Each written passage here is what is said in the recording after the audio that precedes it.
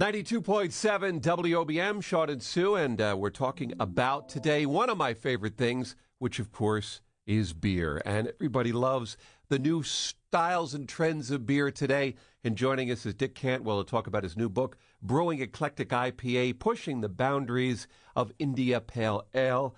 Dick, thanks for being with us today. My pleasure.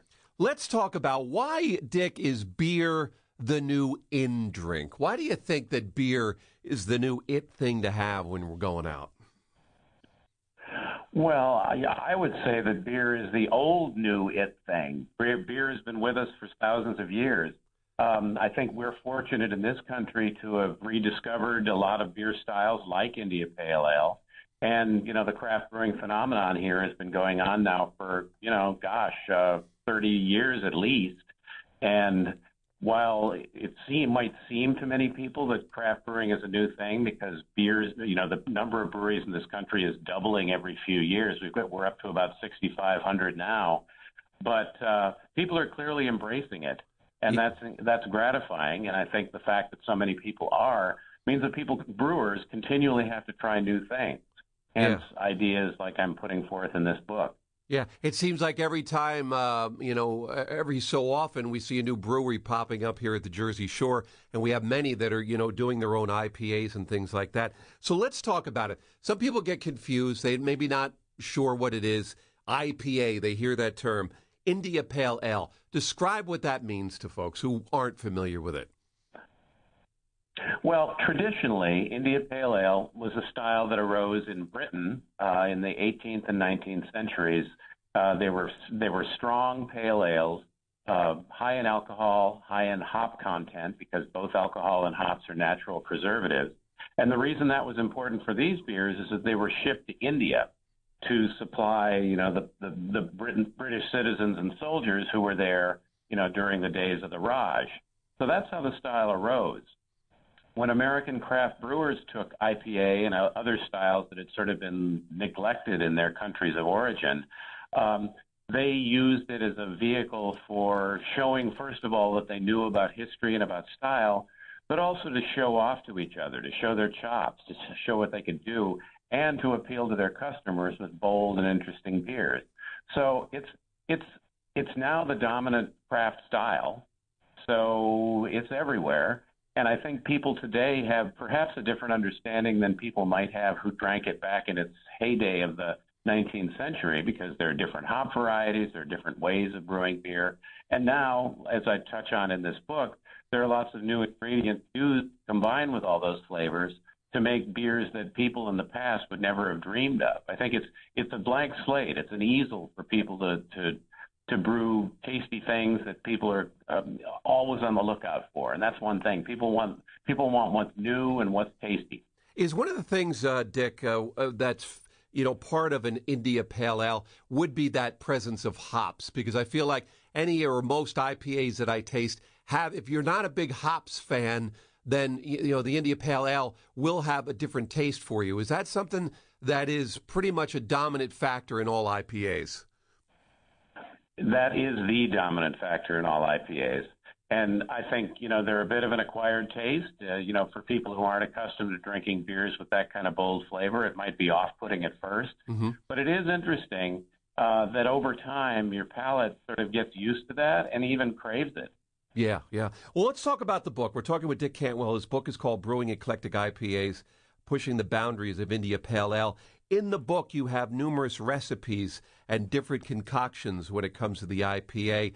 A labor of love going in and finding these different recipes, or, how was that putting the book together?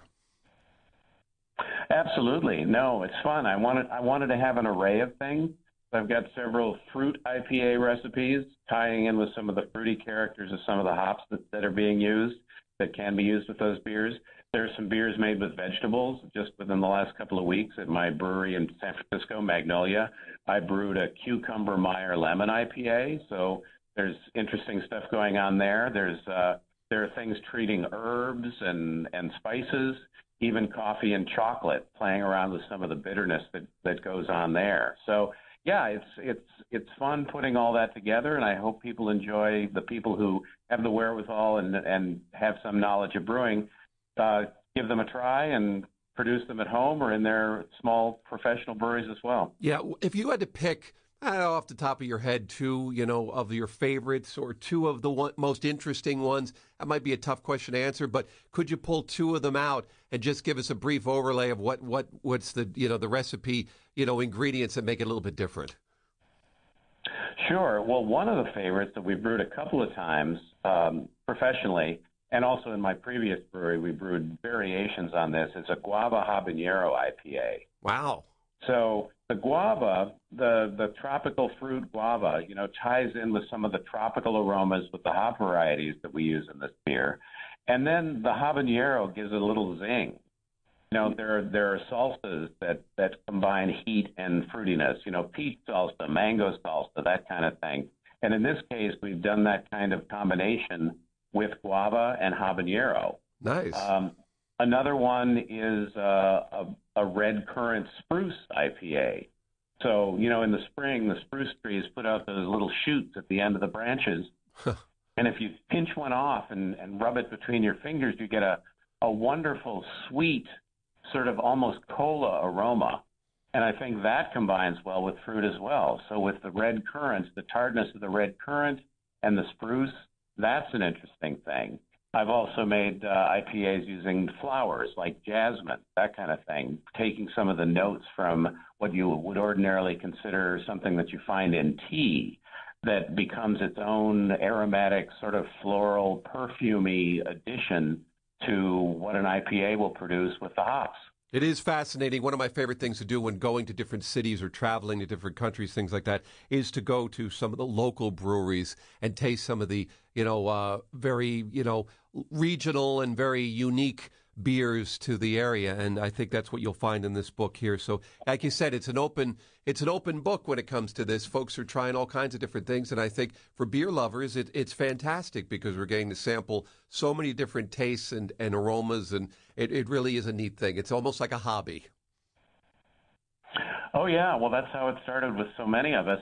For me, for sure, I started as a hobby and I just kind of went crazy with it that way and eventually decided to try to get a job. Next thing I knew, within several years, I owned my own brewery, and I've been at it ever since. And we're seeing more and more restaurants pairing foods with different types of beers, too, which used to be a wine thing, but now we're starting to actually see beers be paired, and that's pretty cool as well.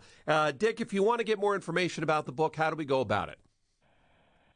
Well, it's published by Brewers Publications, which is the publishing arm of the Brewers Association, our main trade organization. So that's a good place to get information about that and other interesting books about beer. It's available through many of the usual sources like Amazon, also more local sorts of bookstores that have an online presence like Powell's in Portland, or here in Seattle, it's Elliott Bay Books.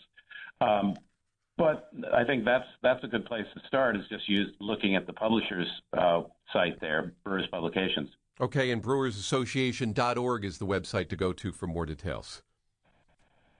Right. Thank you, Dick. Thanks so much for being with us. Fantastic book. I'll be reading this over the weekend. Have a wonderful day, and thanks for shedding some light on this for us. My pleasure. Thanks.